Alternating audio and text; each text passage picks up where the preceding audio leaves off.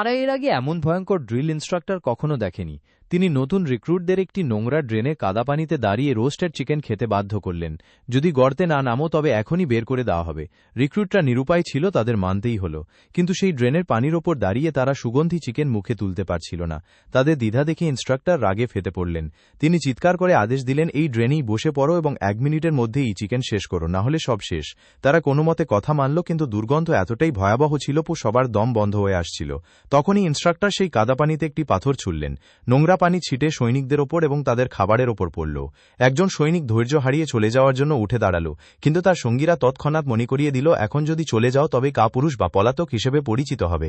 তাদের squad leader সাহস দেখালো, সে চিকেনটিকে ড্রেনের পানিতে ডুবিয়ে নিজেই খেয়ে নিল। বাকি সবাই তাকে অনুসরণ করতে লাগল।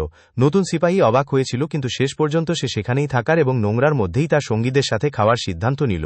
তারা জানত না যে এটি কোনো অপমান ছিল না। স্পেশাল ফোর্সের সৈনিকদের সবচেয়ে ভয়াবহ পরিবেশে লড়াই করতে হয়। যদি তারা সামান্য দুর্গন্ধ সহ্য করতে না পারে তবে তারা মিশনে অবশ্যই ব্যর্থ হবে। আর এই কঠোর প্রশিক্ষণ এখানেই থামল না। একদিন সকালে ইনস্ট্রাক্টর দুধের মধ্যে কাঁচা ডিম ভেঙে খেয়ে নিলেন।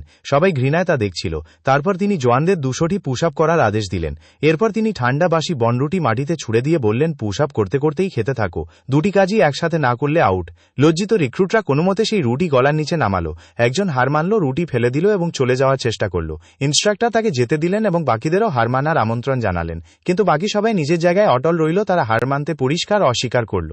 এরপর গভীর রাতে ইনস্ট্রাক্টর পানির পাইপ নিয়ে এলেন এবং সৈনিকদের ওপর পানি ছিটিয়ে সবাইকে জাগিয়ে দিলেন। তিনি তৎক্ষণাৎ সবাইকে জড়ো হতে বললেন। সবাই ভাবল হয়তো কোনো এমার্জেন্সি হবে, কিন্তু ইনস্ট্রাক্টর খুব আয়েশ করে বললেন যে তার ঘুম আসছিল না, তাই শুধু তাদের সাথে কথা বলার জন্য ডেকেছেন।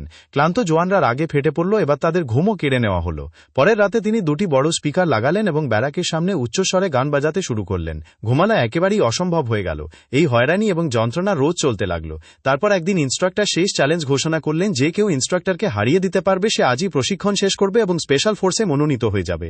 রিক্রুটদের চোখ আশার আলোয় উজ্জ্বল হয়ে উঠল। এটি ছিল তাদের জন্য এই ভয়াবহ প্রশিক্ষণ থেকে মুক্তি পাওয়ার একটি সুযোগ। বন্ধুরা, ভিডিওটি পার্ট 2 দেখতে চাইলে কমেন্ট করে জানা।